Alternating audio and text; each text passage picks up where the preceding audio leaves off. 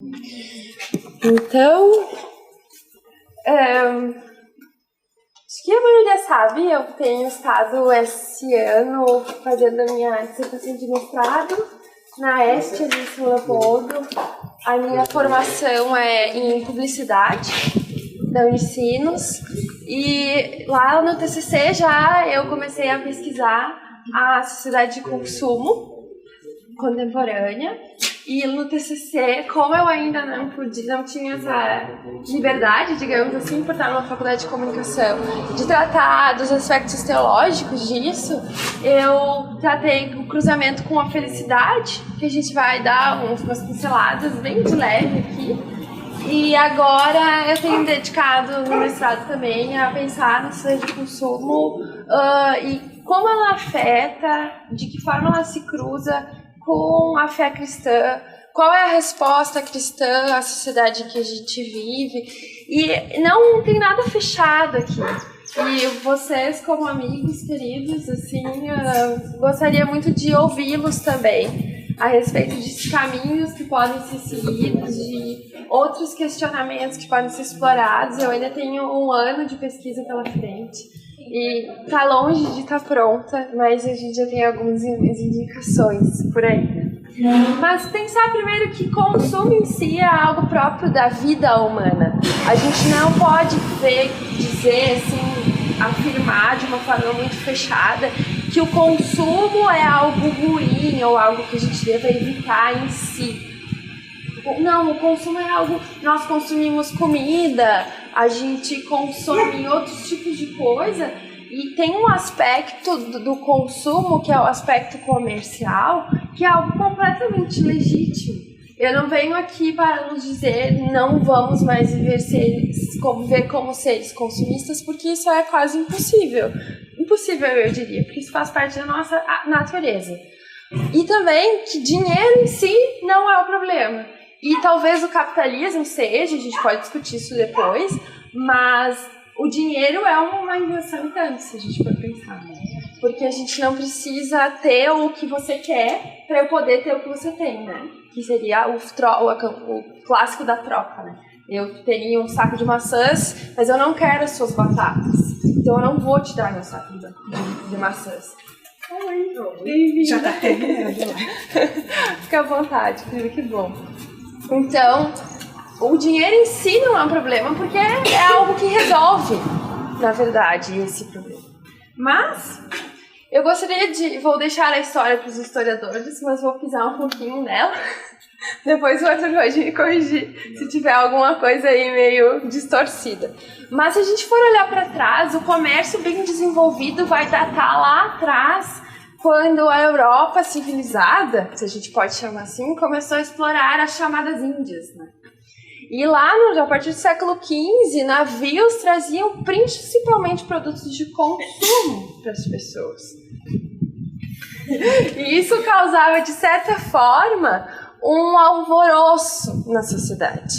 As pessoas estavam ali e, se a gente for olhar no que isso causava psicologicamente, existia coisas que a gente pode ver que hoje são consolidadas no consumo contemporâneo, como a disputa por uma coisa de status, um objeto bacana que eu consegui comprar do comércio das Índias. Mas isso ainda era muito fechado ao comércio, ao que a nobreza podia consumir. Claro que um consumo de nobres acaba influenciando seus súditos. A gente pode ver isso, pode pensar nisso com tranquilidade. Ele vai atingir o comportamento dos súditos, mas digamos que os súditos ainda não estavam totalmente habilitados ao consumo, dessa forma como os nobres estariam, de trazer algo bacana, alguma coisa assim. Mas já tem uma transformação de algo de um consumo que era muito mais ligado a um consumo familiar, algo que os nobres tinham como a nossa linhagem como algo de proteção para algo muito mais individual. Eu compro isso dessa forma, esse vestido, esse tecido, esse componente bacana que eu terei. Já tem umas quebras do que existia no passado muito fortes, que vão ser importantes na medida que o consumo se desenvolve. E aí, dando um salto muito grande, no século XVII, a gente tem a consolidação da evolução do comércio mesmo. E aí, o início da formação da burguesia e a consolidação do discurso da razão. Esse discurso da razão ele vai ser algo que vai negar a religiosidade, mas vai ter uma promessa de coletividade. Algo assim, nós, como burguesia, a gente vai trazer algo muito bom para todos. E isso é um elemento importante para a gente lembrar das transformações que vão acontecer nos séculos seguintes. E, dando mais um salto, na segunda Revolução Industrial, no século XIX, se troca o bem de produção por bem de consumo. Isso tem um impacto muito grande. As fábricas, os grupos comerciais, eles começam a produzir coisas para as pessoas e não mais grandes coisas que outras empresas irão consumir. Dá para entender a diferença? Segundo a Revolução Industrial. Ela é importante também. E ela é muito... Boa tarde. Desculpa o atraso. E essa segunda evolução industrial ela é impulsionada por dois fatores que são interessantes, que é o desenvolvimento e consolidação do transporte, vamos falhar ferrovias por aí, e a possibilidade de envasamento de produtos. Antes a gente vendia coisas a granel, hoje a gente consegue envasar, colocar, hoje, no caso, depois da segunda Revolução Industrial, né? Consegue colocar em pequenas porções, etiquetar e dizer que vem lá do Rummenigge, que é uma fábrica lá em São Gabriel que trabalha com erva. Tá ali, envasado. E a gente começa a ter outra coisa que também vai ser bem importante porque a gente tem hoje, que são as marcas. A fábrica de erva do Rummenigge é a fábrica de erva do Rummenigge. E ela vai conseguir começar a transportar coisas. Vai conseguir começar a transportar os seus produtos para fora da sua pequena comunidade que antes era onde só se poderia comercializar as coisas. Mas isso se desenvolve e aí quando você, deixando a erva de lado porque a gente sempre consome, mas quando você tem então, começam-se pequenos aparelhos eletrônicos. Você tem uma invenção como algo parecido com uma geladeira, ok? Aí você tem uma fábrica de geladeira, você consegue transportar a geladeira para todo o país. E o que acontece quando todas as pessoas têm geladeira? Você tem um problema. Você pode entrar num colapso, porque se 95% do seu market share, quase todo mundo que vai estar lá poder comprar geladeira, aí todo mundo tem geladeira, o que você faz agora? Fecha a fábrica? Tem dois elementos importantes que vão acontecer. Tudo é importante que eu estou dizendo, mas vai ter duas coisas que são fruto disso. Quando mais pessoas conseguem consumir, conseguem acesso a tudo que se tem no comércio. Que é uma expressão que chama obsolescência programada, em que os produtos passam a ser programados para durarem menos do que eles poderiam durar. Eles têm uma vida útil reduzida e se fortalece como antes não se tinha visto as estratégias de marketing, com produtos tendo outros significados do que eles são apenas uma geladeira, algo útil para refrigerar seu alimento, para fazer ele durar mais, enfim.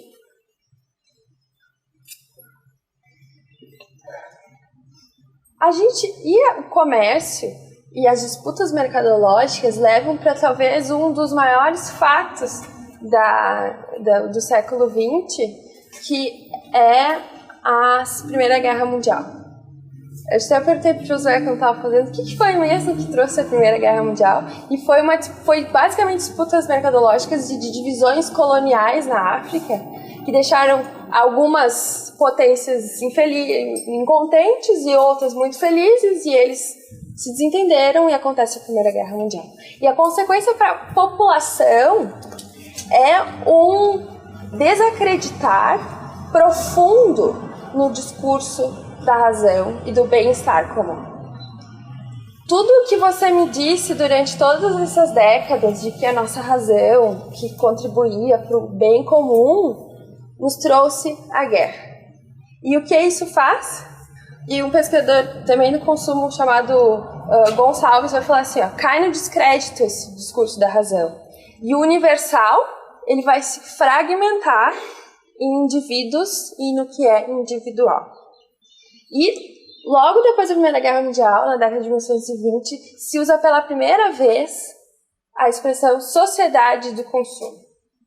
E aí a publicidade, com a expansão parcial dos meios de comunicação, começa a vender o próprio consumo como algo maravilhoso para quem está querendo ser moderno, para quem quer ser bacana, digamos assim. Isso já começa numa transformação radical dos valores das pessoas. Porque quando eu não acredito mais em discurso coletivo e acredito apenas em mim, o que acontece individualmente, o que acontece, a consequência coletiva, ela é sentida na hora, quando as pessoas param de acreditar nesse discurso que os prometia tantas coisas. Mas todos sabemos que logo depois da Primeira Guerra Mundial teve a Segunda.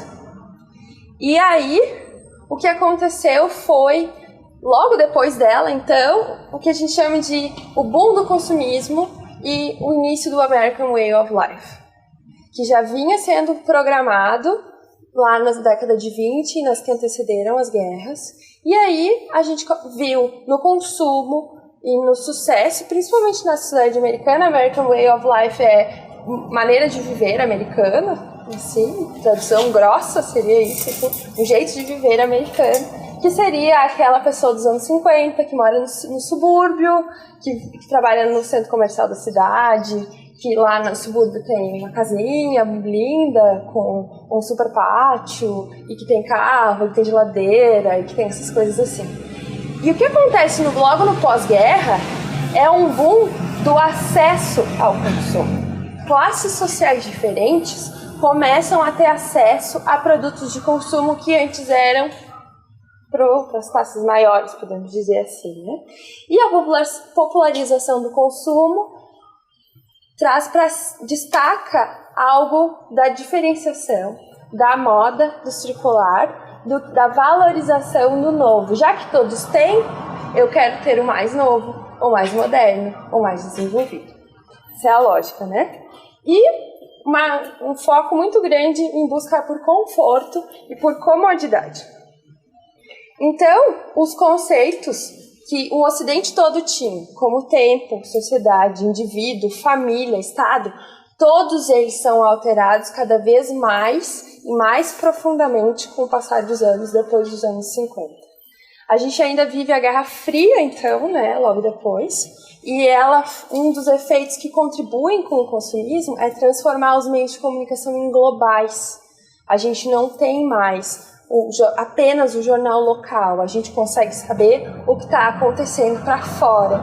E tem o desenvolvimento da televisão, que acaba se consolidando nos anos 70 no Brasil, né, com a década de 70, talvez alguns lembrem, o pessoal conseguiu assistir a Copa do Mundo, né, pela televisão.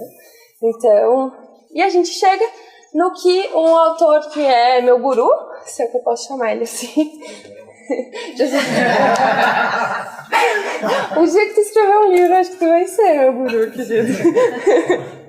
Mas Gilles Lipovetsky, que é um professor francês, aconselho para quem quer entender com clareza, com bom humor e com muita amplitude de trabalho o que a atualidade tem sido. Ele é um escritor muito bom, não conheço ele como pessoa, mas enfim. E ele chama isso de sociedade de hiperconsumo contemporâneo que nós vivemos hoje. Ele diz, Gilles Lipovetsky, é o nome dele. Eu posso passar escritinho, assim. E ele tem um livro que foi a base do meu TCC, que chama Felicidade Paradoxal. Aconselho também, é muito bacana, que é sobre essa inter-relação entre consumo e felicidade. Um livro muito bom. Mas então, o que a gente vive hoje? Se o consumo data lá dos navios que traziam as especiarias das Índias, né? Qual que é a grande diferença da nossa sociedade? É que o consumismo e o consumo, eles são uma forma de ver o mundo. Eles são uma cosmovisão. E é através de consumo e com olhos de consumidor que nós, contemporâneos do início do século XXI, vemos família, Deus, amigos, trabalho, roupas, vocação. E o que mais você quiser dizer? Nós, contemporâneos, somos, acima de tudo, consumidores. Isso nos faz uma diferença grande interior. Olá, queridos! Bem-vindos! Tudo bom?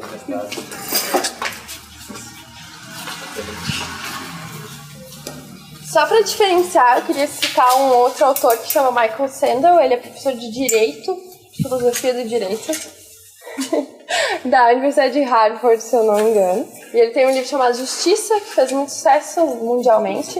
E ele tem um outro livro chamado... Conta a perfeição. O que o dinheiro não compra. O que o dinheiro não compra. É isso o nome do livro? Acho que é. Se não é esse o nome, esse é o subtítulo. Mas é o que o dinheiro não compra.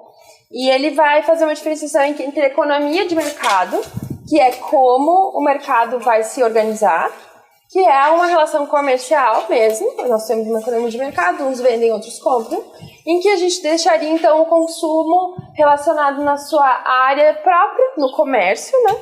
E ele diz sociedade de mercado.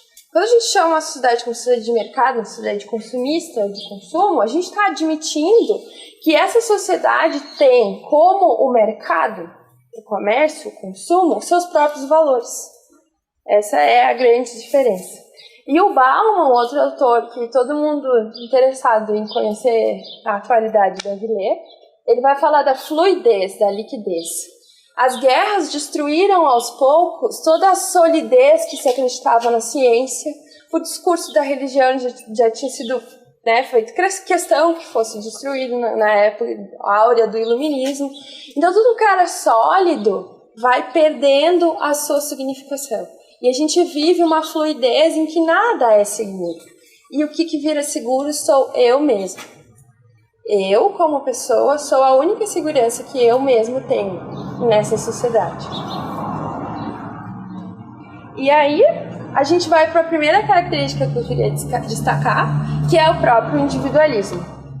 Com isso, a gente vai dar muita voz para os nossos desejos, para as nossas escolhas, e o áureo de nós, o que a gente mais vai defender com unhas e dentes, é nosso direito de escolher. Eu tenho o direito de escolher o meu gênero, eu tenho direito de escolher como eu vou me vestir, eu tenho direito de escolher se eu vou respeitar os valores da minha família ou não, eu tenho direito de escolher a minha religião, assim como eu tenho direito de escolher as roupas que eu vou comprar, os restaurantes que eu vou ir, quando que eu vou no cinema, quando que eu vou olhar na Netflix. E a escolha para o indivíduo, o seu valor máximo. E a gente vai ter, então, uma reinterpretação do mundo para o uso interno, como o Baudrillard vai dizer. A gente usa o mundo e tudo que está na nossa volta para que eu possa usar, para que eu possa ser satisfeito. E só a título de curiosidade, para quem entende inglês, eu não sei se tem legenda, existe um documentário no YouTube que são quatro partes de 1 hora, chamado Century of Self, o século do self, do eu. Obrigado. O Século do Eu, que vai contar na primeira parte a história de Edward Bernays, que foi indicado como uma das 100 pessoas mais influentes do século XX, que é sobrinho de ninguém mais, ninguém menos que Freud. E ele utiliza as técnicas do seu tio para a publicidade. E o seu primeiro cliente é a Associação Cooperativa de Fábricas de Cigarro nos Estados Unidos.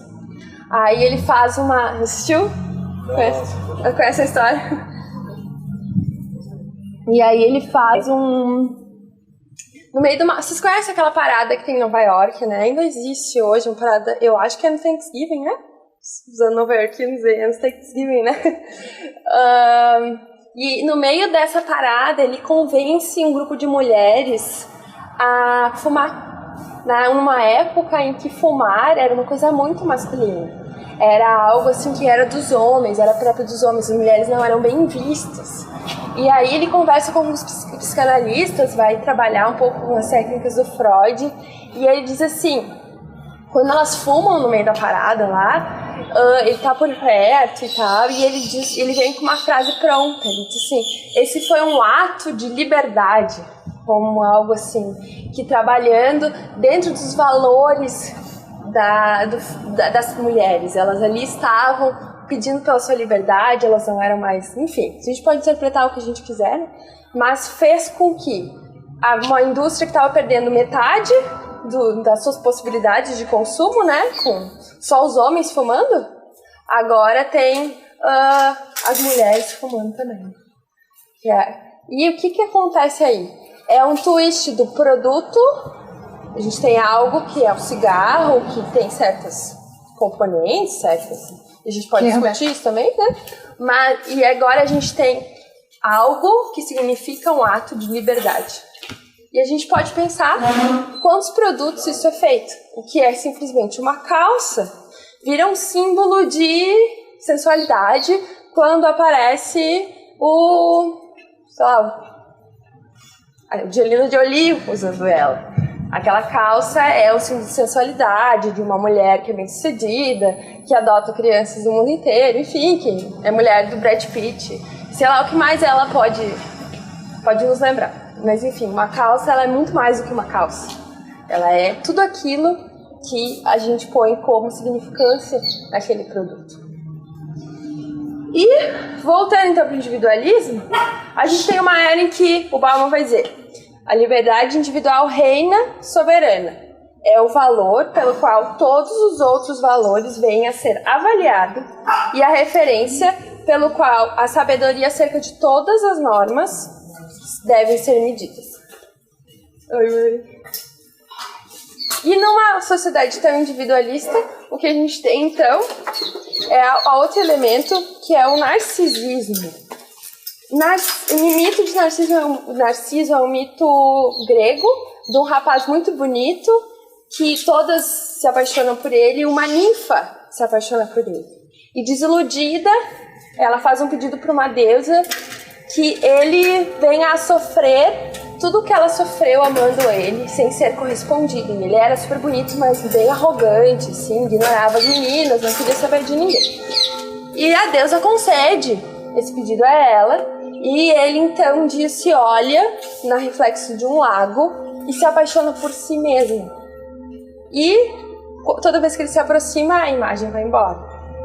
Então, impossibilitado de sair da beira do lago, ele lá fica até definhar e morrer, porque ele estava consumido de amor próprio. E esse mito dá nome a uma característica da nossa sociedade, que é o narcisismo, que é caracterizado por uma preocupação extrema consigo. Porque se ninguém se importa comigo como sociedade, eu me importo comigo mesmo. Então, a gente vai ter a celebração do individualismo como total, assim, dentro do narcisismo. E dentro disso a gente pode ver algumas características, mas uma que eu gostaria de chamar a atenção é a expansão exponencial de terapias, né? Para o meu autoconhecimento, para que eu possa lidar com os meus problemas, sendo que o eu está muito ali, sempre trazido com muita frequência, né? E uma coisa interessante que o Andrew tem um texto muito legal naquele livro que os meninos do Labri publicaram. Qual deles? Cultura e Fé Cristã, acho que é. Acho que é naquele livro. Um dos dois da Ultimato que o pessoal do Labri publicou, eles traduziram esse texto sobre o narcisismo do Andrew. Muito bacana, bem legal para quem quiser entender isso. E ele vai dizer assim, que o narcisista acredita que o outro tá ali para ficar impressionado comigo. Então eu fico ali, sou bom e tu tá aí porque tu é minha plateia, entende? Mas tem um outro livro bacaníssimo que é Cultura do Narcisismo, de Christopher Lasch, que ele vai dizer assim, e essa é exatamente a prova de que o narcisista ele não é nem um pouco independente ou individualista como ele acha que ele é. Ele precisa dos outros para ser aplaudido. E essa é a necessidade paradoxal de uma pessoa. E o objetivo seria se amar tanto que eu não preciso do amor de ninguém. Dá pra entender essa relação? E o Lipovetsky de novo vai chamar a atenção assim, que o eu ele vai se tornar um grande espelho vazio em que não tem nenhuma outra referência. Eu estou me olhando para lá e ali estão todas as características que eu posso pensar. E disso, quando eu olho para mim, o que o meu corpo pode me dar são emoções e prazer. E a gente tem uma outra característica da sociedade que é o hedonismo. Essa consciência que a gente tem interna, esse super conhecimento de quem nós somos, esse boom de terapias, e eles vão levando para um conhecimento tão grande que eu fico muito interessada em saber o que vai me fazer bem. Como que eu vou conseguir explorar ao máximo as coisas. E cada vez que a gente pensa em algo que a gente quer ter um prazer com aquilo, a gente pensa, por exemplo, num churrasco. A gente deseja aquele churrasco, o churrasco vai ser muito bom, mas o que acontece depois que você consome, usando a palavra, o churrasco? Você fica saciado e o prazer desaparece, né? E esse é um prato cheio para o consumo, porque ele é exatamente o que uma sociedade que é tão dependente do consumo precisa que a gente faça e pense.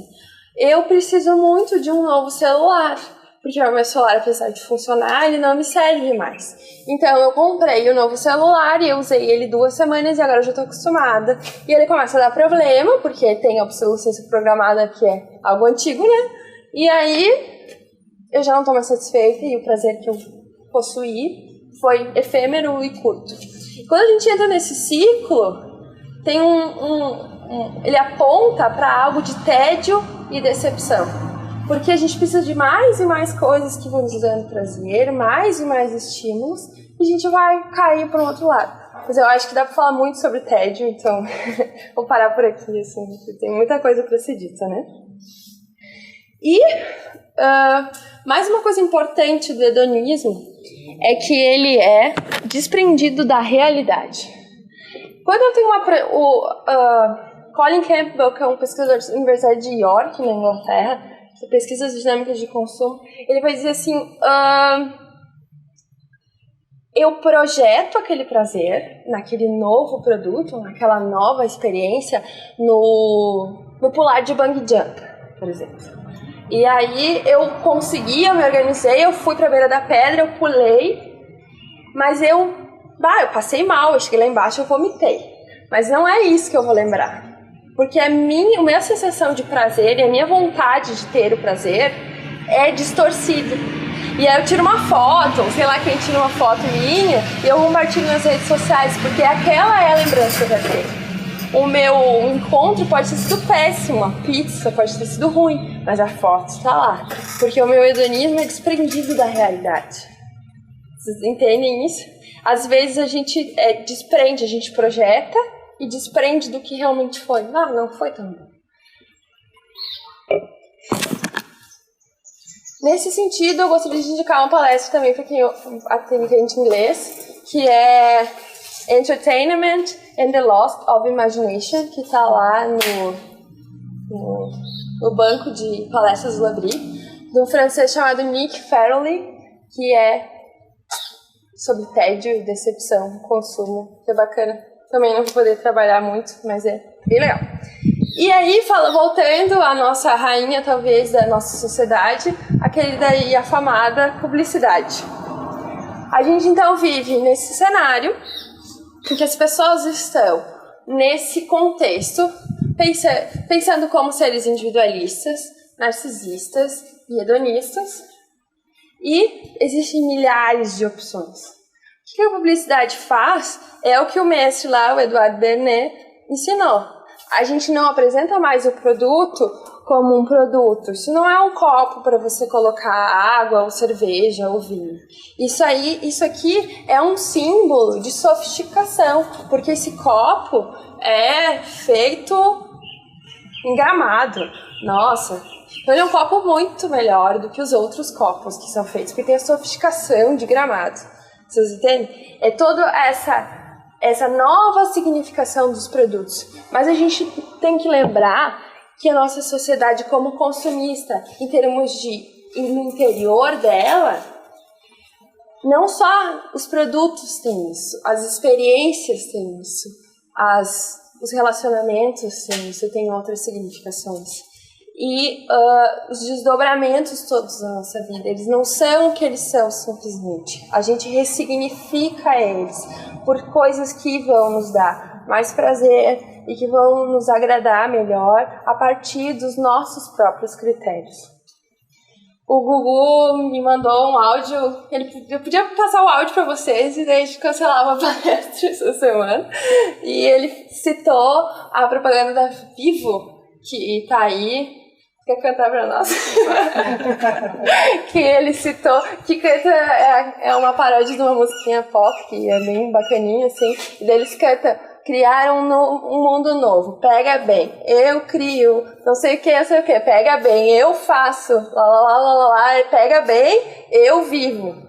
Então, é essa coisa de que o meu mundo sou eu quem faço.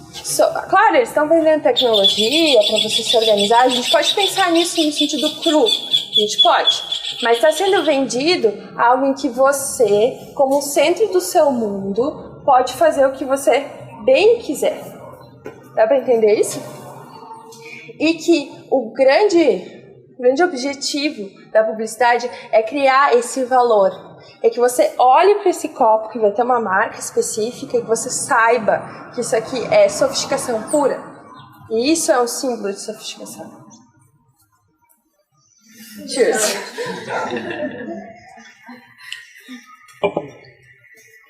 E é legal que o pessoal que estuda marcas, eles usam uma expressão muito bacana, assim, que uma marca, ela precisa de qualidades humanas e de valores, que são coisas que não são próprias do comércio como um todo. Ter características humanas não é algo que o comércio tem, certo? São que as pessoas têm. Mais pra frente, Tina. Pode chegar mais. Tem mais pra frente. Pegar um chapéu. E que elas precisam de personalidade, outra característica humana, e algo que através da cultura que elas vão expressar, elas possam seduzir as pessoas para acreditar que ali elas vão encontrar o prazer e os significados que elas estão esperando. Por quê? Porque tem valores religiosos aí. A gente tem significação em coisas. O ser humano é um ser religioso. E quando você tira Deus dessa religiosidade, você coloca outra coisa, necessariamente. E a nossa sociedade tem colocado produtos e experiências de consumo. E através disso, a gente vai ter outra coisa importante, que é eu poder me expressar através das marcas com que eu me relaciono, como a Vivo, do exemplo que o Gugu trouxe. Eu uso o Vivo porque é o melhor 4G do país, que é o que pega bem, então eu pego bem, é isso que eu acho bacana, mas eu também uso a calça da Angelina Jolie, porque, sei lá, pega bem e é bem sedutor, sei lá, ou quer dizer que tu é uma boa mãe de 7 filhos, você vai dizer várias coisas, né? E a gente vive fragmentação em que eu começo a precisar escolher, assim, eu vou usar essa roupa, eu vou me relacionar com essas pessoas, eu vou fazer essa faculdade, eu vou fazer isso desse jeito, porque isso é quem eu sou, para que eu mesmo possa montar a minha identidade, porque eu sou o meu ponto de referência absoluto. E aí o Bauman chama a atenção uma coisa que eu achei genial, assim, que mudar de identidade é vendido, digamos assim, como um privilégio, mas na verdade é uma ansiedade muito grande, porque a gente nunca sabe se essa identidade de mulher sofisticada é realmente a melhor pra mim. Que talvez eu poderia ser uma mulher delicada, que, sei lá, que frequenta outros tipos de restaurante, que tem outros tipos de amigo, e que aquilo ali me traria um prazer e uma satisfação muito maior do que o que eu tenho hoje. E a gente fica nesse jogo, assim, e às vezes escolhendo coisas contraditórias, que uma hora a gente é isso e outra hora a gente é outra coisa diferente, e fica nesse embate dolorido que vai apontar um pouco para o dualismo que o Andrew conversou conosco e que a gente já tem discutido outras vezes. Né? E eu já tinha citado isso, mas o consumo ele tem funcionado psicologicamente como uma religião. E vocês devem conhecer as lindas, maravilhosas, eu queria, Harley Davidson. E eles têm um credo. É isso mesmo, o nome é esse, é um credo. Harley Davidson Creed. É um credo que é estruturado como uma oração. Eu traduzi uma partezinha para vocês. Nós acreditamos que a vida é o que você faz. E nós fazemos dela uma bela de uma volta de uma moto.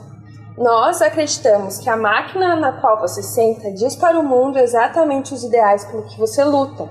E nós não nos importamos com o que os outros acreditam. Amém. E termina com amém. E a gente pode ver que realmente os valores religiosos estão ali no relacionamento com um produto, que é uma moto, que é maravilhosa, que tem toda uma história, que existe um grupo. E o interessante é que tem uma comunidade de motoqueiros mundial e local. Você pode, se você comprar hoje uma Harley Davidson em Gramado, eles vão te indicar a comunidade Harley Davidson do Rio Grande do Sul, para você se relacionar, para você ir dar a volta de moto com a galera, para você se encontrar no bar e tal. Eles vão fazer isso. Tem um elemento religioso de comunidade muito forte na Harley Davidson. Talvez ela seja a que faz melhor isso, mas é o que as marcas perseguem hoje em dia. Que os seus consumidores sejam tão fiéis no sentido religioso, e tão comprometidos que eles possam ser quase religiosos, uma devoção religiosa a essa marca.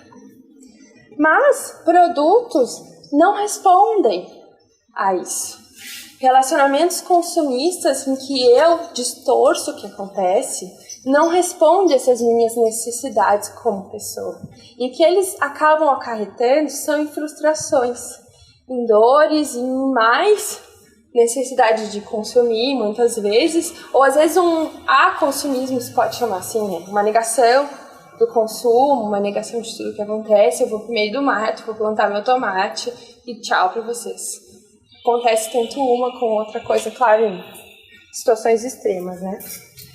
E também uma outra questão é que, por que essa frustração acontece tanto? Porque, em última instância, o que se vende através dessa transformação é felicidade. Você promete que você vai ser uma pessoa plena daquela forma. Se você fizer isso desse jeito, se você consumir isso assim, se você escolher as coisas independente dos outros, é a felicidade que você vai chegar. E a felicidade...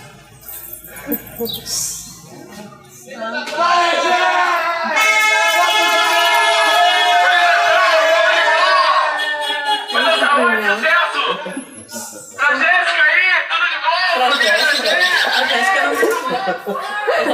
bom? A Jéssica deve estar dormindo. Não, ela tava...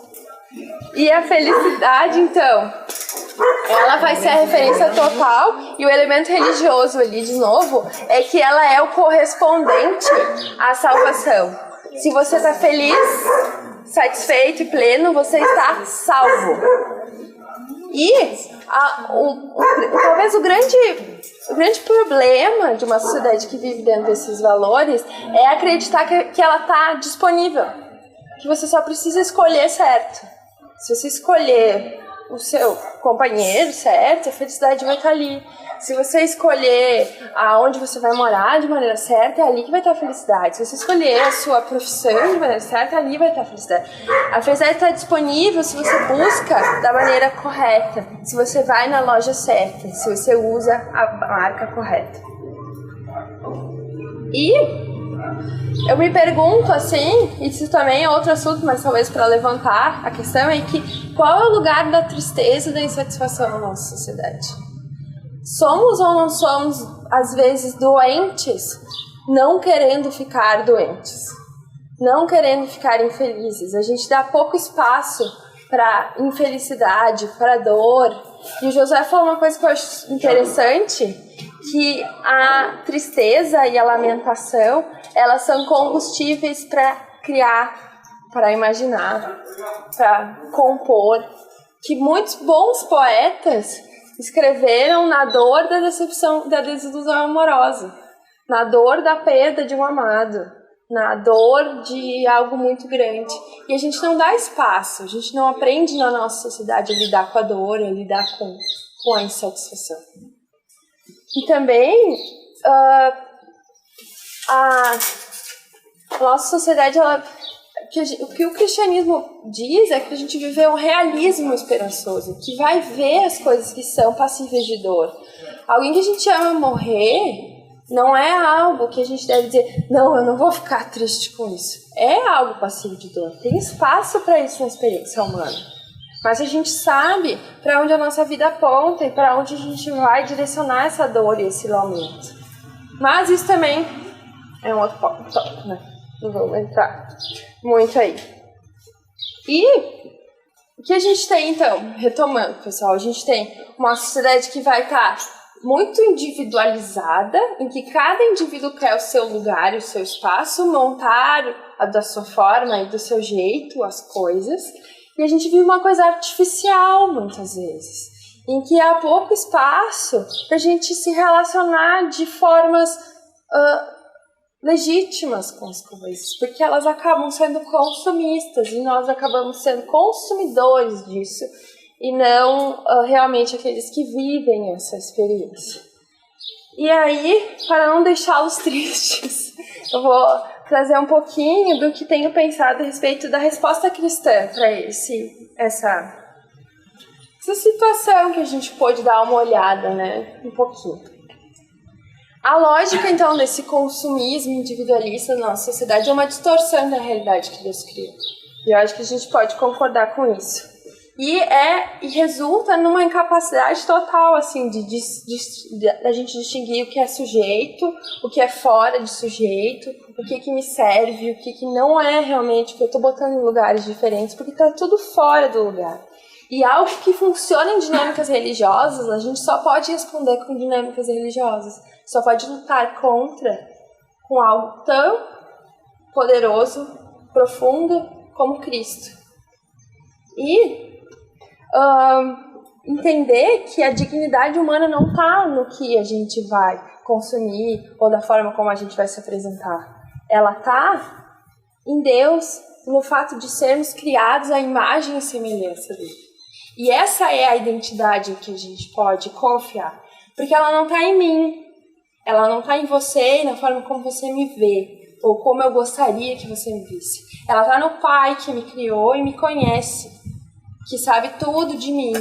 E ser imagem e semelhança é um paradoxo muito profundo e interessante para a gente pensar que ela é tanto uma atribuição como uma responsabilidade. É uma bênção de Deus como pessoas, mas também é um chamado a gente redimir o mundo desde o jardim, a fazer o mundo de uma forma que vai refletir essa realidade profunda de Deus e de Cristo para o mundo.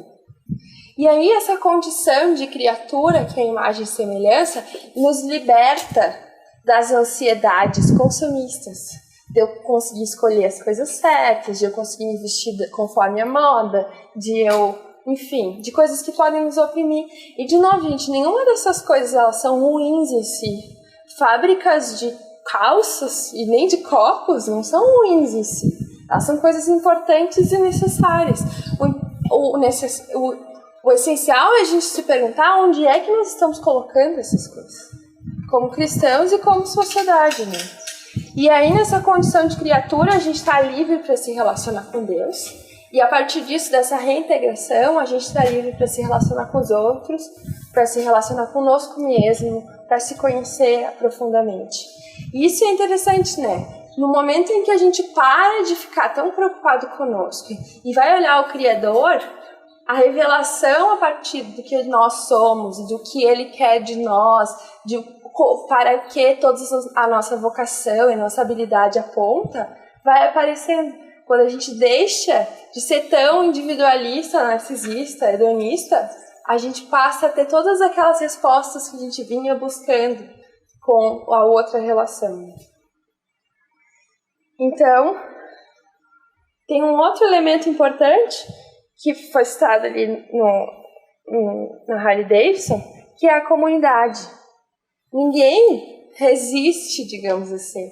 Ninguém consegue olhar para fora da sociedade consumidora e enxergar, dando um passo para trás e reconhecendo algumas dinâmicas que a gente vivencia, sem outros por perto, que têm reconhecido isso também. Estar com outras pessoas que tenham enfrentado ou têm se proposto a enfrentar esses mesmos problemas fortalece e é uma dinâmica essencial do cristianismo, porque o próprio Deus é comunidade, sendo Pai, Filho e Espírito Santo. Nem Deus está sozinho em si, né? E esse é o grande mistério que a gente pode viver. E através desse relacionamento, a gente pode vivenciar a reorganização da forma como a gente vai estar se relacionando com a sociedade, recolocar o consumo no seu lugar que é legítimo, no local comercial, e afirmar a nossa identidade e restaurar nossos relacionamentos, para que a gente possa se relacionar com Deus de uma forma que seja positiva, mas que não seja consumidora. Porque muitas vezes a gente vai ver a relação consumista sobrepondo a relação religiosa. Digamos assim, vamos chamar de relação religiosa, né? Uma relação amorosa que a gente tem em Deus.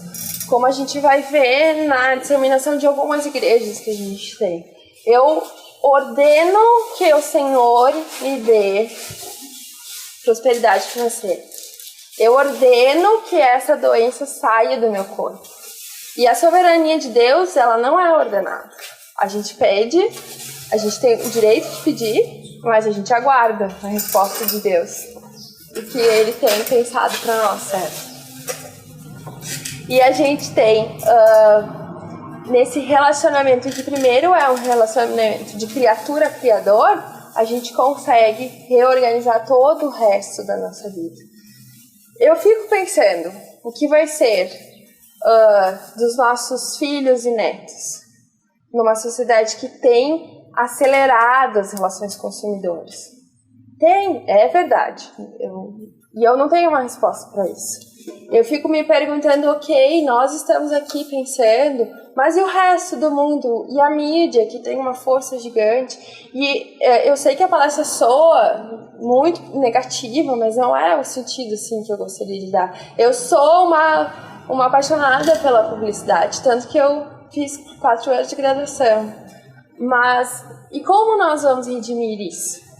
Como nós vamos transmitir isso para um mundo tão necessário que tem visto esses relacionamentos tão quebrados? Porque uma coisa é a gente ver o boom comercial e a gente saber que a saúde financeira do nosso país depende do quanto a gente consome. A gente sabe disso, né? Se nós paramos de consumir, quebra. E por isso tem várias estratégias econômicas para que as pessoas possam voltar a consumir. Mas Como fica? A gente não quer que o nosso país quebre, mas a gente precisa consumir tanto como a gente está consumindo. Então, são várias perguntas que eu faço, e as consequências ambientais, as consequências identitárias, as dores que a gente vive, o reprimento, o consumo exacerbado de remédio, enfim, a gente pode expandir isso para muita coisa, mas essa é a reflexão que eu gostaria que a gente fizesse, e lembrar que tudo que assume o lugar de Cristo no nosso viver, ele tem consequências. E se é o consumismo, que é o caso da nossa sociedade, ele vai ter desdobramentos, como eu tentei apontar aqui. E que a gente possa refletir um pouco e conversar sobre isso. Muito obrigada.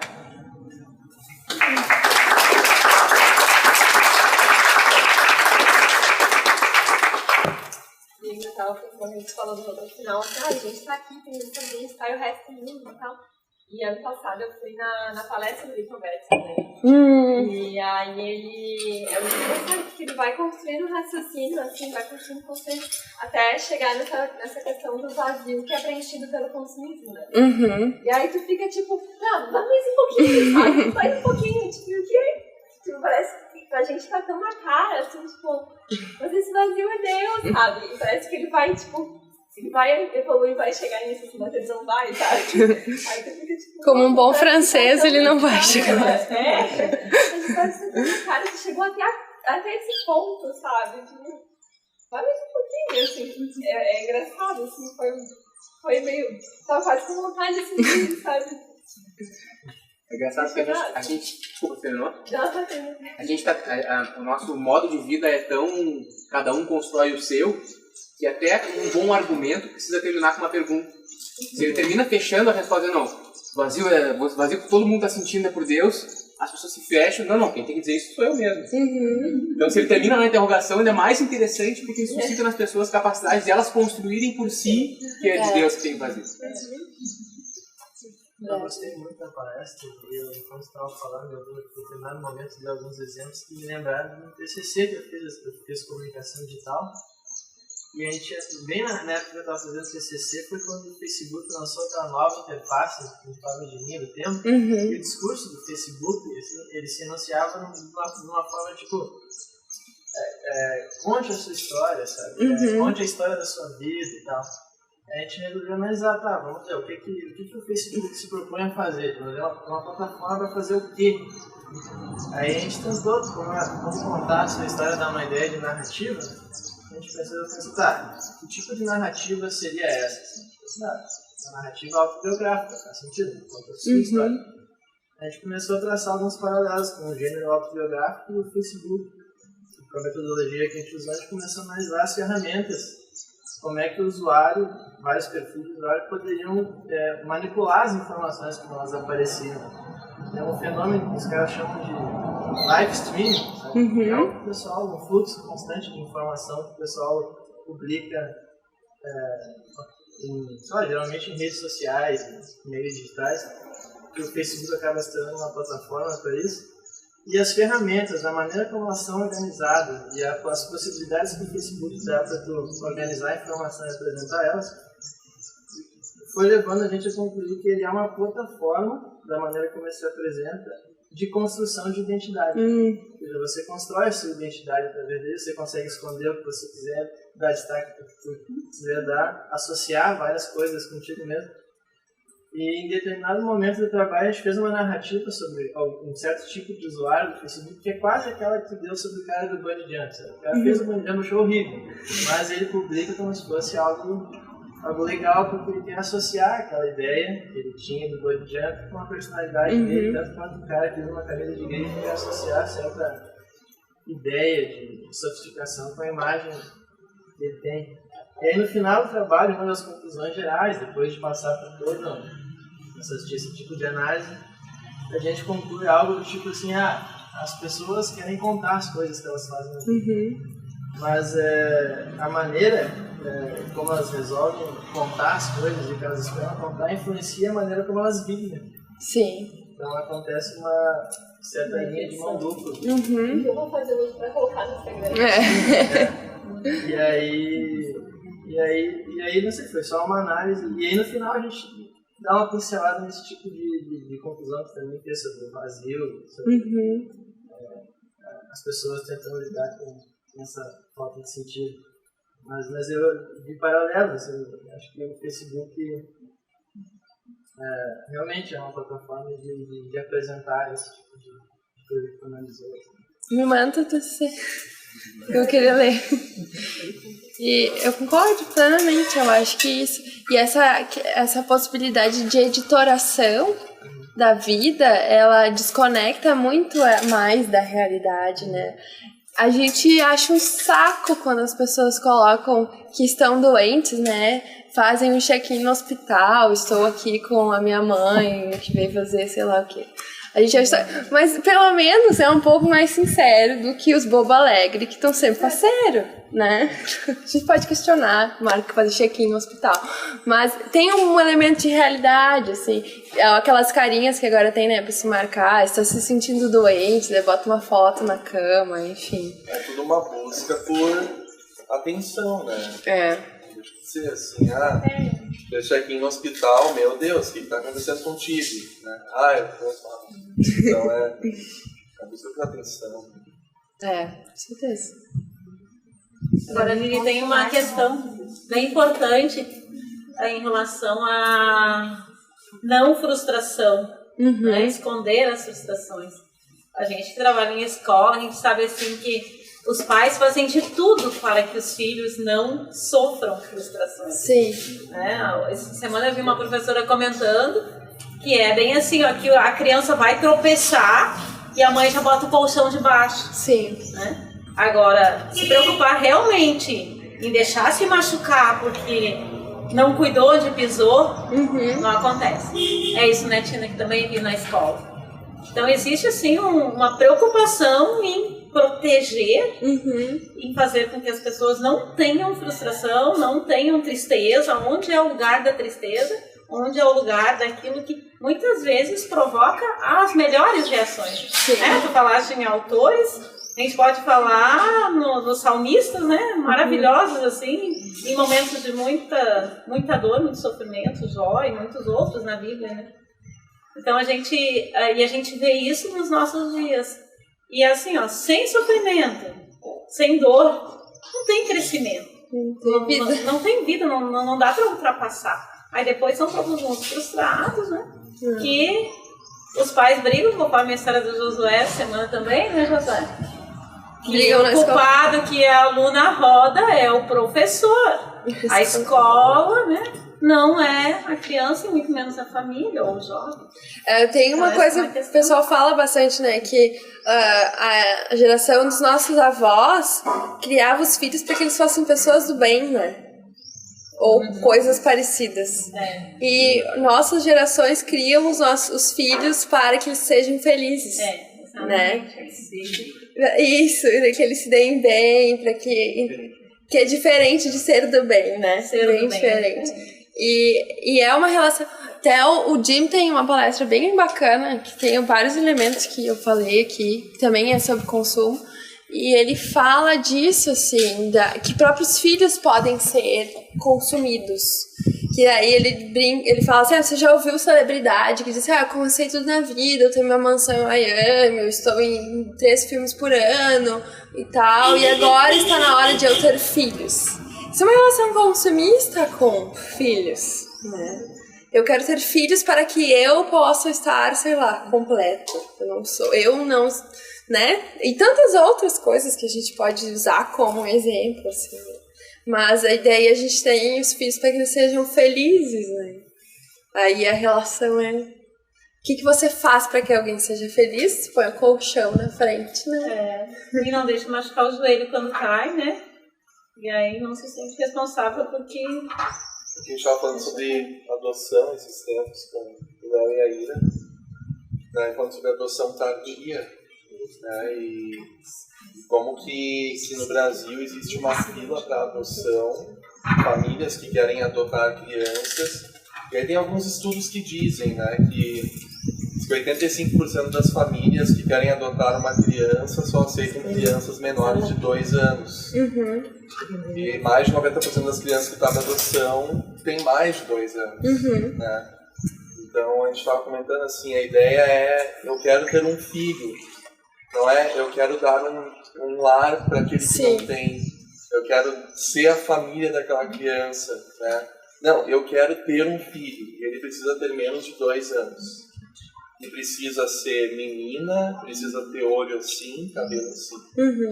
É a mesma coisa assim, eu lanço o ideal, a mesma coisa que eu quero lá comprar uma calça, precisa ser um jeans azul assim, né? As dinâmicas que se confundem, né, no sentido de valores, né? Saiu uma reportagem esses tempos sobre banco de sêmen, né? Que no Brasil não é permitido saber nada do doador. Colocar características. No Brasil não é permitido, mas os caras conseguem, e aí deu um fantástico, os caras fazendo esquemas, conseguem trazer sêmen de fora, porque aí sabem que o cara é 1,90 m, loiro, de olhos e as famílias ricas brasileiras estão pagando gente para intermediar essa negociação, para escolher as características do sêmen para fazer a inseminação artificial. Dá um embrulho, né? Não, eu queria chamar a atenção do fato de, apesar da sociedade, é uma sociedade hedonista, né, narcisista, a necessidade que as pessoas têm de mostrar tudo. Chamou a atenção.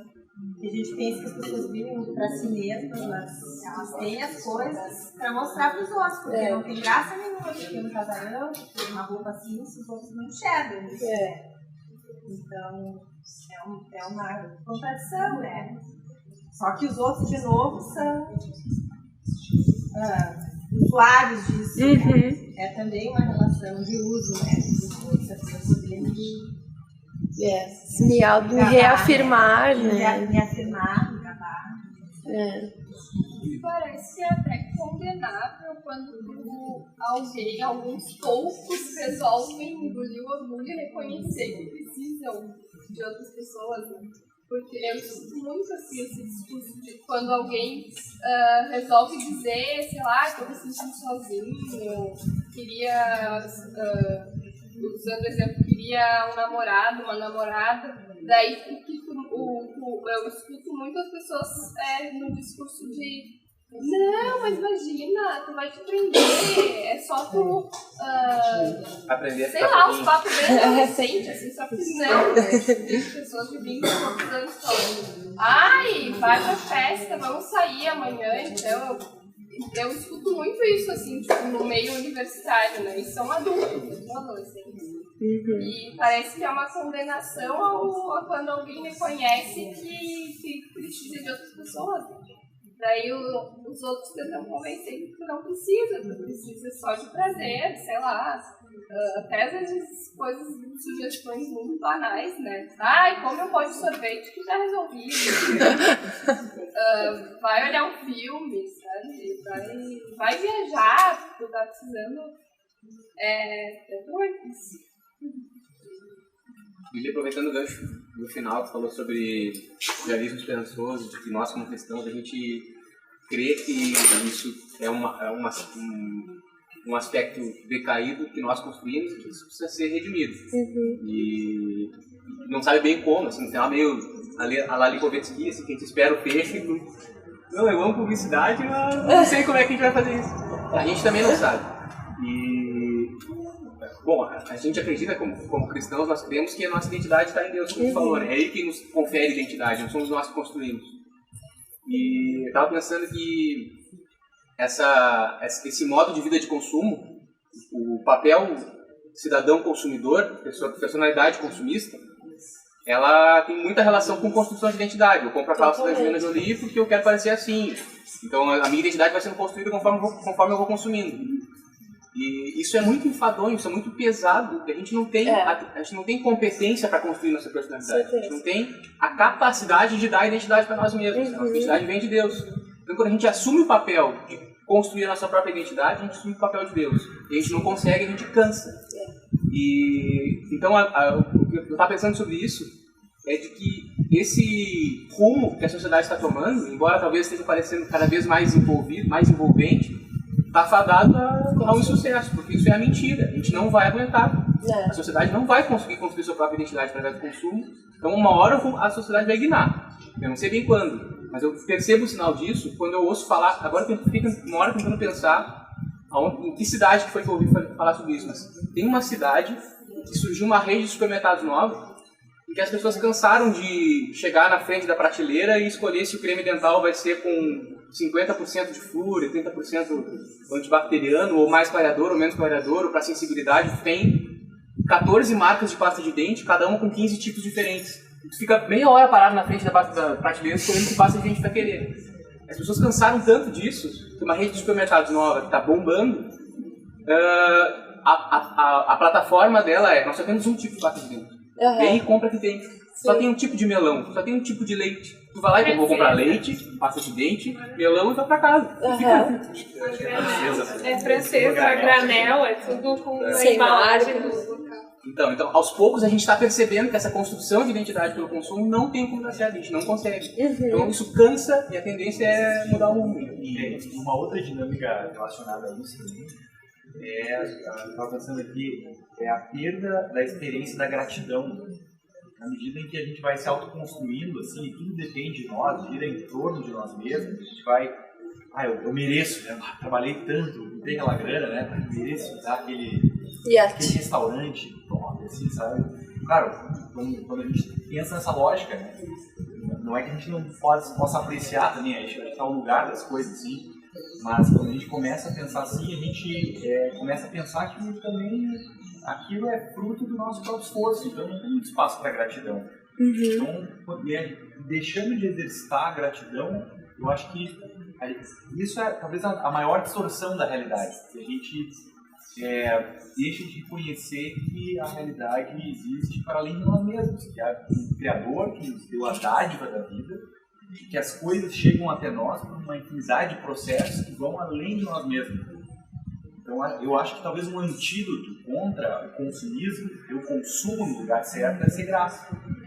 Porque quando eu reconheço que o alimento está diante de mim é uma dádiva do Criador e chegou a não simplesmente pelo meu esforço próprio, eu começo a reconhecer que eu não sou o centro daquilo e não sou merecedor daquilo que está diante de mim, mas eu simplesmente tenho uma relação, por exemplo, com uma dádiva. E aí, sim, o consumo tem um lugar certo. Eu agradeço porque eu fui naquele restaurante e a comida é muito boa, mas não é só o mérito meu, né? Sim. Foi uma engenharia divina, como o caso diz. Que precisa de um reconhecimento do Deus Criador e do Deus da dádiva, da graça, né? Desse que mesmo eu sendo um pecador, ele me agracia com tantas coisas boas. Mas voltando ali no que o Hugo tinha falado, eu acho que sim, tem isso, mas também tem a construção da identidade do eu não ligo para as marcas, né? Tem um pouco disso de tanto faz pra mim, eu sou alternativo e eu compro o cereal que tiver no mercado bombado de Paris. Tu entende que, de alguma maneira, quando o consumo se fecha no consumo, ele não responde. Ele não dá o passo a mais que a Mi falou, assim, ele não vai até lá.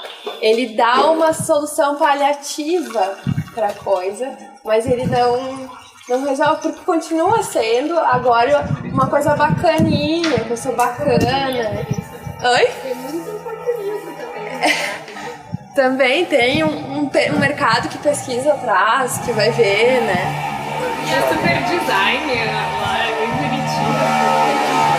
A gente estava conversando ontem, a gente já falou sobre isso algumas outras vezes também, mas eu digo de ontem porque foi engraçado o desfecho da nossa conversa, né? Parecido isso com o que o Dudu falou. Tem uma cidade na Alemanha e nos Estados Unidos quem levanta essa bandeira muito forte é o Jack Johnson, né? Que é a questão de produção e consumo local. Sim. Né? Então, por que eu preciso de uma camiseta que vem da China, se aqui na minha cidade tem gente que faz camiseta? Né? E aí tem toda uma pegada ecológica, né? Que eles falam que essa questão do consumo local ela gera mais empregos, né? Ela gera uma igualdade social maior, ela gera um cuidado com o meio ambiente por conta do transporte que se evita, né? Então, uma série de benefícios que ele vai lançando, e a gente falando sobre isso ontem de manhã, assim... Não, exato. Falando sobre isso ontem de manhã, e aí, meio-dia, vamos almoçar, vamos. Onde a gente vai? No Subway. Vamos no McDonald's. É rápido, né? E aí a gente foi no Mac. E aí aquela coisa horrível lá dentro do Mac, né? O gerente gritando, funcionário, não sei o quê. Aí a Mirelle olhou pra mim assim... imagina um restaurante local, né? A gente tá no Mac, a gente ficou a manhã inteira falando de coisas locais e produção local e consumo local e vem almoçar no Mac. Mas essa, eu não sei se é agora que tu falou da questão do mercado, né? O consumo tendo uma resposta dentro do consumo. Mas eu não sei se essa questão de repente, a valorização do local não passa a ser uma alternativa também, né? Talvez se quebre, e aí eu não quero ter um discurso de esquerda nisso aí, mas talvez se quebre um pouco essa questão do hiperconsumismo, né? Eu preciso essa marca, eu preciso isso. Não, eu vou pegar o que tem aqui. Sim. Eu vou usar o que tem aqui na minha cidade. Iniciativas de economia solidária, né? Cooperativa, tem um pouco a ver com isso, né? Agora, eu quero fazer um contraponto. O Arthur coloca, né? Eu acho que para isso tem que se voltar ao século XV, né? E ter uma visão mais comunitária, né, das coisas. Que eu também acho que esse é um problema nosso cristão, né? Que nós não temos essa visão comunitária. De tudo que ele falou, né? Me lembra aquele fato daquele rapaz a Tina me ajuda, que foi assassinado não, foi morto pelo um PM lá em São Leopoldo, que é filho do Tomás Engel. Inclusive tem agora até, eu acho que uma passarela, né? Na época, quando aconteceu isso, eu colocava para os amigos, né? Tipo, para mim, eu acho que uma das razões daquele PM ter tido aquela atitude de puxar uma arma e executar o rapaz, tem o fato de ele ser igual a todos, né? Tinha lá vários jovens, né, no centro de São Leopoldo, e ele, numa atitude para o PM meio suspeito, enfim, pegou e puxou a arma. Na época houve toda aquela comoção, né, e tudo mais. Afinal, um jovem, rico, né, ser assassinado, sendo confundido como um... Para mim, isso tem a ver também dentro do consumismo, mas também de tu acabar sendo uma grande comunidade, porque tu tá muito parecido, né? Eu e tu, por exemplo, estamos muito parecidos, podemos estar com uma cor diferente, mas se a gente se olhar aqui individualmente, a gente está muito parecido. Pode não concordar comigo, mas eu acho, né? Bermuda, camiseta, a gente se transforma numa grande... No meu tempo de guri, essa condição social era muito mais clara, assim, tu era pobre, tu era rico, né? Tinha uma diversidade. Hoje tu encontra gente vestida de uma forma tão igual, né? Mesmo buscando essa individualidade. Então a moda, me parece que a moda ela massifica, né? Ela massifica, né? Ela precisa, lógico, dessa condição econômica, né? Senão as indústrias, no caso que trabalha, não sobrevive, né? Ela precisa ter um consumo alto, né? Mas tu acaba deixando todo mundo meio que igual e tu não se diferencia, né? Eu acho que isso ajuda a frustrar também muito as pessoas como consumidoras, né? Uhum. Mas nós, como cristão, a gente também não está encontrando uma linguagem, ou a gente não está muito, não consegue argumentar, né? De forma a isso ser uma forma, aliada nossa, né? De trazer, de arregimentar. Mas eu acho que falta essa volta ao século XV que tu colocou, né? De uma visão mais comunitária. Mas eu acho que tem isso da moda, dessa diferenciação, mas acho que muito dos cristãos voltarem ao seu papel de redentores do jardim, assim, daqueles que vão trabalhar no jardim. Eu acho que talvez se levantou a questão do consumo local, da economia solidária, são respostas, talvez, paliativas para a coisa, né? Talvez a gente possa olhar aquela iniciativa, porque as iniciativas em si, elas não são ruins, a gente não pode condenar, muito menos condenar o mercado que vai ter o a granel e que as coisas são mais simplificadas para o consumidor. E uma sociedade que é consumidora, ela não deixa de ser consumidora assim, e deixa. Mas eu acho que a gente pode sim apoiar certos tipos de iniciativa, como a economia local, o artesão que faz aquilo, em vez de eu pegar uma blusa de crochê que vem da China, que é feita de trabalho escravo, que atravessou e que é R$10 mais barato do que a blusa que a tia da feira faz aqui no centro, por que não, né? A gente pode começar a se questionar essas coisas assim, até numa questão de redimir o que acontece, né? Eu acho que assim, um cenário, olhando para o outro lado, a partir do exemplo que o Roberto falou, me lembrei de lidar muito com adolescente do fenômeno ostentação, né? Também parece uma crise, na verdade, de valor que acaba afetando diretamente, revela o funk ostentação, o estilo ostentação, revela também os novos valores que emergiram, e é impressionante. Não tem classe social a coisa da ostentação. É bem o que eu estava dizendo, né? Não tem diferenciação. É um jovem pobre da periferia, que faz rolezinho no shopping, até um estudante de classe média alta do colégio sinodal, que vai escutar o funk de ostentação e vai valorizar a coisa da ostentação. Não é mais uma coisa ruim, assim, ostentar, tem um cordão de ouro, olha, tem um carro, tem um casão. Assim, você não fica constrangido, não tem uma norma social da humildade, por exemplo, que vai ser um valor. Então, peraí, eu não posso ficar ostentando. Não, o valor agora é ostentar. Então, é bem complicado imaginar um cenário futuro assim. Culturalmente, esse valor é muito poderoso. Ele é o grande discípulo, digamos assim, boa parte da juventude. Assim, o valor consumo é uma coisa assim, totalmente liberado. Não tem nenhum freio moral mais para segurar. Assim, ele é completamente oposto do pensamento de Jesus, né? Completamente humilde. Vai muito no contraponto. Daí, para tu apresentar essa outra realidade completamente oposta, um adolescente é bem complicado. Sempre foi contrário, mas agora é cada vez mais escancarado, assim. Essas distâncias. Nossa, também eu me pergunto se a gente, pessoas, né, muitas vezes também não ostenta a simplicidade, sabe? Talvez isso esteja errado, assim, se for pensar no que a palavra significa. Mas, tipo, sei lá, às vezes tu escuta, assim, as pessoas falando, talvez até eu, falando alguma coisa do tipo, e eu me pergunto pra mim e pra amigos meus que são assim, tipo, eu não piso mais em loja, faz não sei quanto tempo, eu só compro roupa de brechó.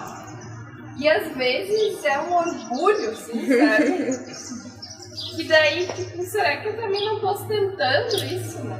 Tô ostentando que eu me apego a isso e eu idolatro isso. Forma a tua identidade consumidora. Eu só compro roupa usada. Ou então eu só compro na feirinha. Só alimentos da feira, não entro mais usado, sabe? Coisas assim. E daí pensando na questão que daí talvez mais de qual é a nossa resposta para a questão e tal, né? Que trouxe no final. Às vezes eu acho que a gente se confunde, assim. E daí talvez a resposta então é essa, né? Não vou ostentar a riqueza e as marcas e tal, mas daí talvez eu vá ostentar outras coisas.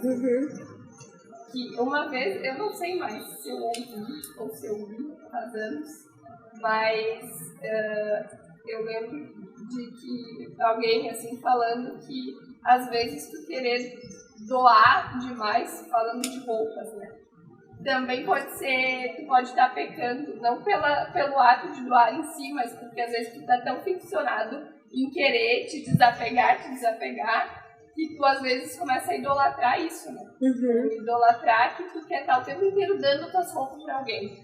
E daqui a pouco tua intenção tá muito mais nisso do que em outra coisa, né? Ajudar, ou coisa assim.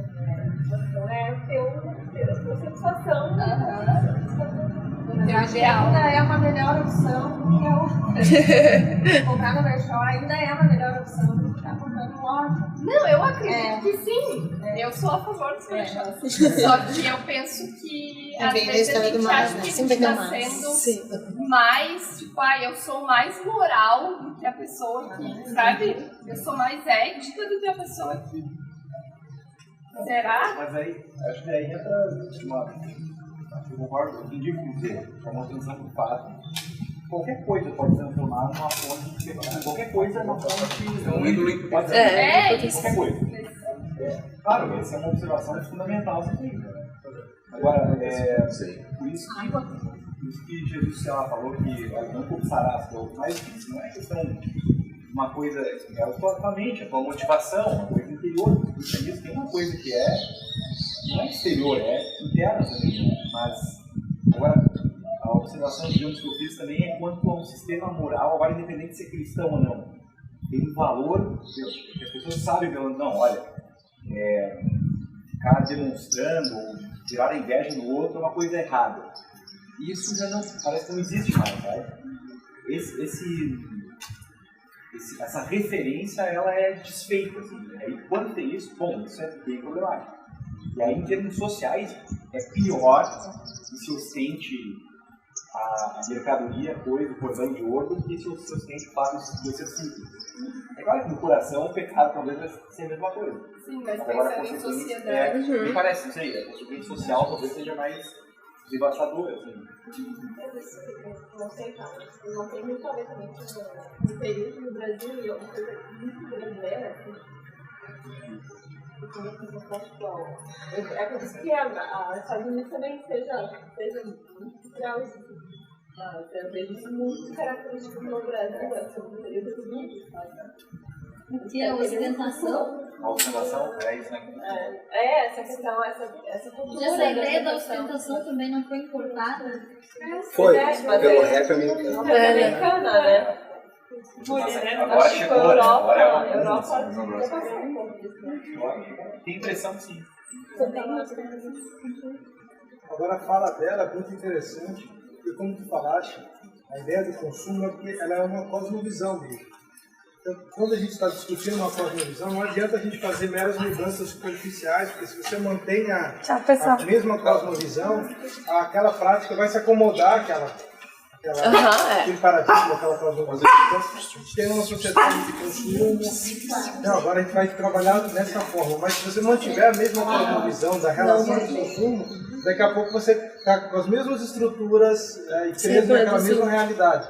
Claro, com consequências sociais distintas, porque realmente se você está comprando brechós, está preocupado com uma cultura local, socialmente isso vai ter um impacto diferente. Mas a base, a cosmovisão continua a mesma.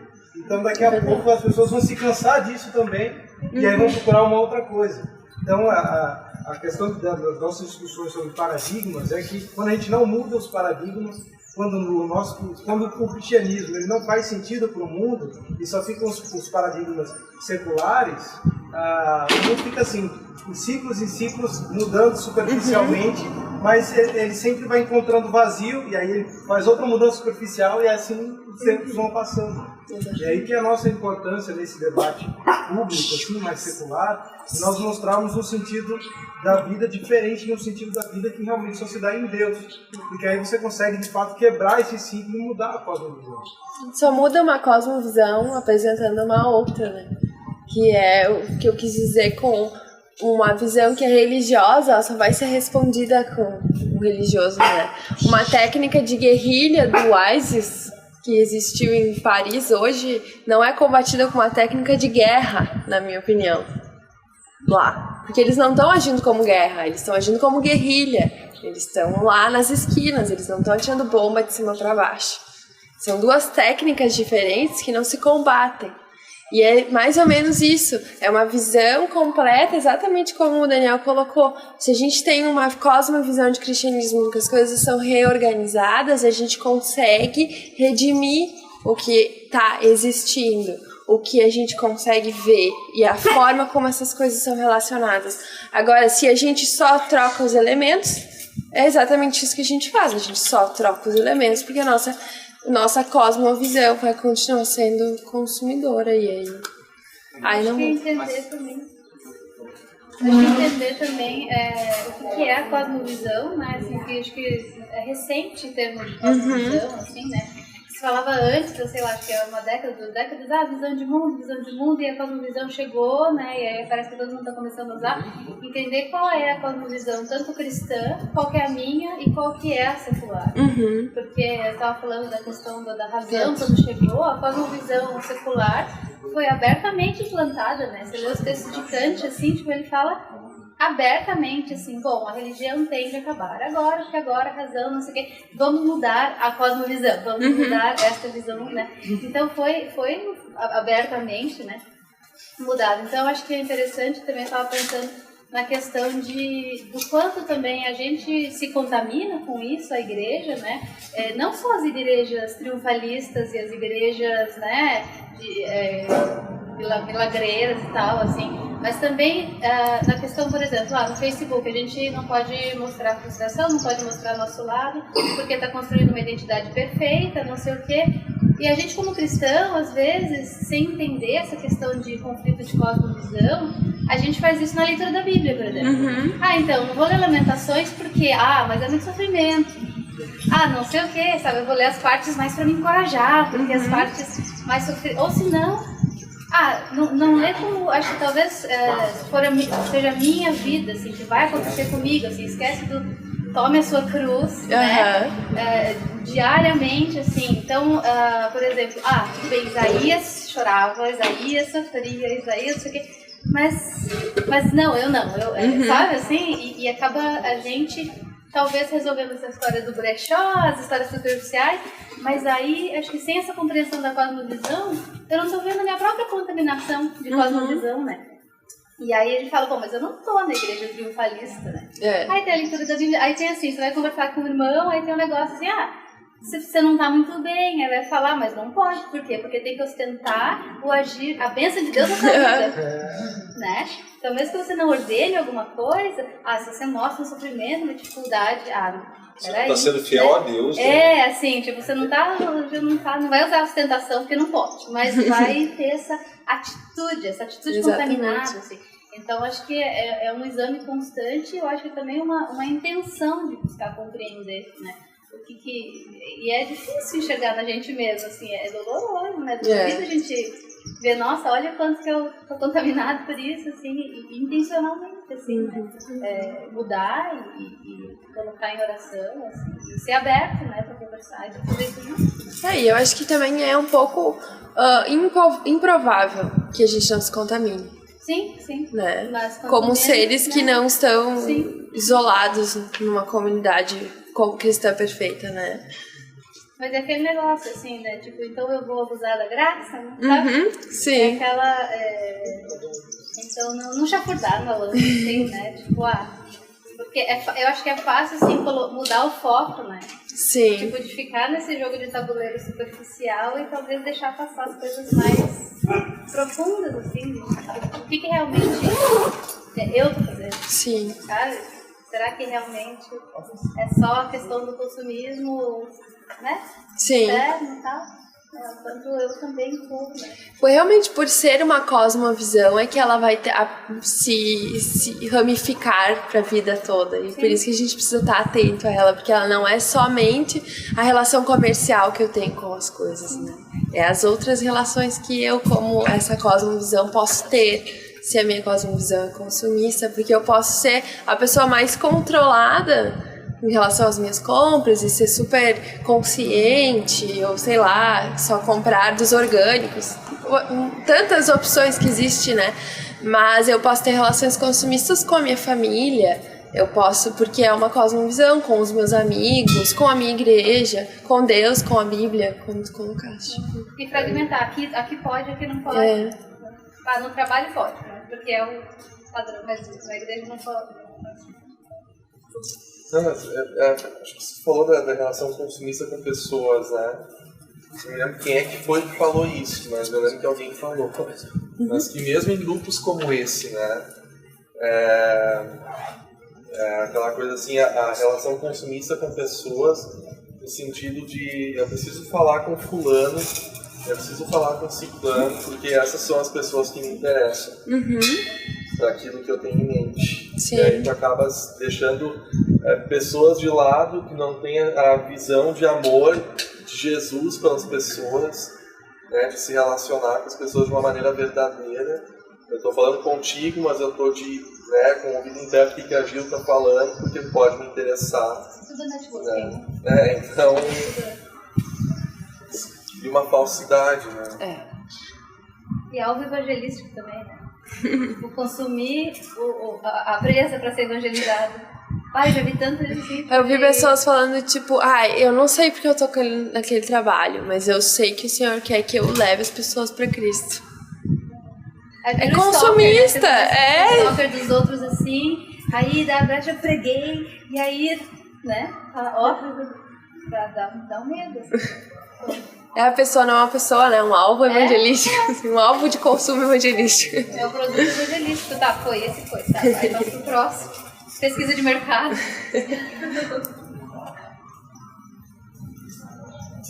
Mas, encerrar? Uma hora Nós vamos encerrar, porque a gente ainda tem mais falas ainda. De outros aspectos menos consumistas. Mas obrigada, gente. Acho que vocês me trouxeram algumas coisas bem legais para eu pesquisar no próximo ano. Muito obrigada. Eu queria só contar uma coisa que aconteceu essa semana. Trabalho com alunos de ensino médio, né? Daí essa semana foi a última semana de aula, daí tinha um aluno que estava falando de uma menina no terceiro ano. E daí eu comentei com ele, Virgínia Gogô, a senhora conhece a Virgínia? Sim, ela foi minha aluna no passado. Professora, senta aqui. Daí ele puxou a cadeira, daí ele queria contar o quanto ele era apaixonado pela Virgínia, que é uma aluna na segunda série, tá na terceira série. Ele sabe que eu já disse pra ela como que é apaixonado por ela? Daí ele contou várias histórias, assim, pra dizer que ele não tinha ainda se declarado pra ela. Mas daí o colega ao lado disse, enquanto isso ele vai ficando com a menina da primeira série, fulana. Daí eu entrei nessa questão, né, do padrão de comportamento dos jovens hoje, né. Eu disse, mas tu gosta dessa, mas tu fica com aquela... Aliás, hoje não é mais nem ficar, né, eu disse, hoje é pegar. Ficar é muito tempo. Pegar e largar, assim, um pouco mais rápido, né. Daí eu comecei a conversar sobre as relações, né? Que tipo de relação ele estava imaginando construir para o futuro dele, e que se ele estava pensando a longo prazo, se ele realmente gostava dessa Virgínia, como ele dizia que gostava, se não era uma pessoa em quem valeria a pena investir, e uma vez se investir nela, então se preservar, não ficar pegando as outras meninas. Até porque isso seria uma relação de uso, né? Ele não está interessado na menina, mas ele não quer ficar no seco, né? E daí eles começaram, os dois começaram a discutir essa questão, né? Mas hoje todo mundo faz assim. Todo mundo faz assim, isso é o normal, isso está virando assim um padrão de comportamento, né? E daí eu perguntei, mas que tipo de casamento vocês querem construir? Como é que vocês querem viver com uma pessoa que é assim também, né? Daí, cara, depois eu tô dando informação, mas isso me preocupa muito, né? Porque né? Os jovens em geral, eles pegam mutuamente, depois que estão casados, quase todos, mas eu fico imaginando o quão pouco provável será, uma vez que eles assumiram um relacionamento com alguém, eles se manterem, né? E depois fiéis, é muito provável que eles queiram continuar mantendo esse padrão, né? É muito pouco provável que mude depois de casar. Né? Mas isso já constitui depois famílias que vão ter também uma estrutura frágil, né? Filhos que vão ser criados em estruturas frágeis. E isso é uma coisa que eu preocupo muito com relação às culturas também, porque antigamente a gente dizia que a família era a célula máter da sociedade, né? Que é a célula mãe da sociedade, é verdade, né? Mas eu já ouvi muitas pessoas assim que programas de casamento e tal, e justamente tipo, eu amo ela. Isso não é muita coisa. Não sei, não sabe explicar, é justamente um padrão que parece que você seguido, assim. A gente começou lá na juventude e não consegue mais pegar. Mas que eu muito legal pessoa.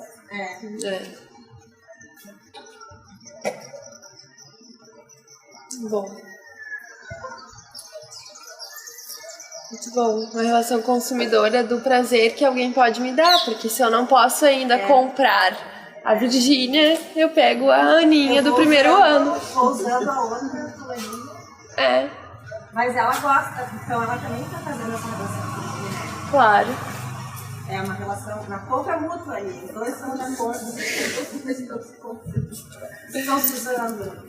Mas o bacana da senhora ter falado isso pra gente, porque são oportunidades como essa que nós temos para dizer para as pessoas que existe uma outra lógica. Porque o problema é que muitas vivem assim sem se dar conta de que pode ser diferente. Então, naquele momento que ele se abriu para a senhora falou, olha, vamos falar tais coisas, ele, talvez no momento ali aquilo não faça muita diferença, mas daqui a um tempo pode ser que ele, olha, aquilo que a professora falou. Então, as nossas discussões aqui são discussões que acredito que Deus vai nos dando oportunidades para que nós venhamos falar e trazer outros sentidos para o mundo. A gente também tem que estar preparado, porque uma vez tira Deus daqui, tira toda a base. Já falei com pessoas que falam, mas por que só um? Né? Eu não preciso, agora já tem poliamor, família, sei lá o que. Então já não faz mais sentido ser só mais um homem e uma mulher. E aí você tirou a base. Eles têm argumentos que se tu já entrar com Deus ali, eles falam, aí eu não falo mais contigo. Daí então, não sei. Mas eu só tinha uma piadinha, posso contar? Pode. Ali desses produtos orgânicos e tipo, coisas que, né, economia solidária. Cuidam da terra, né? Eu acho isso muito legal, sou super apoiadora disso. Mas quando tu falou ali que cansa, né? Que quando não é uma cosmovisão, cansa. Na internet tem a piadinha, tipo, como tu identifica um vegano, que é quem não come comida animal, né, com nada, não tem ovo, não tem... Daí ele vai te dizer, né, porque, tipo, todo mundo quando fala, que eu sou vegano, eu não como isso. Não se identificar, ele vai te dizer. Ele vai te dizer. Precisa se afirmar ali. Ele é vegano. E aí eu acho que tem tudo a ver, é uma identidade. Totalmente. O Nine Gag já ri disso. Eu ia perguntar da Virgínia, deve ser linda essa menina. É muito engraçado, porque ela loira, de olho azul, sabe, na escola, mais ou menos 50%.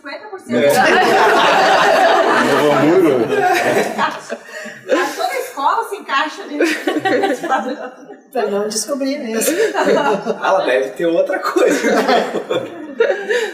Aproveitando isso aí, sem se aprofundar, mas já um momento até das escolas pensarem como a escola vem hoje, a questão do adolescente, assim, de existir até uma cadeira, assim, palestra sobre esse assunto mais ênfase, porque realmente essa relação, de modo geral, eu acho que ela ficou muito banalizada, né? A relação do casal, assim mesmo, é muito coisa, eu acho que fez, cuidado, não se cria mais praticamente uma relação amorosa mesmo, entre o casal e essa coisa muito pega daqui, solta dali, vai, e daqui um pouco, não sei se isso aí valeria isso. Teoricamente, esse papel caberia mas hoje assim, não seria reforçar, né? Porque pai e mãe hoje trabalham e daí não...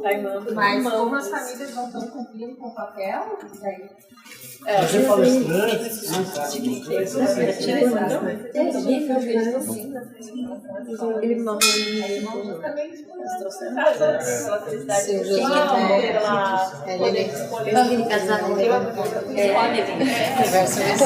Bom, pessoal, a discussão está interessante, a gente pode seguir também ali depois alimentados, né?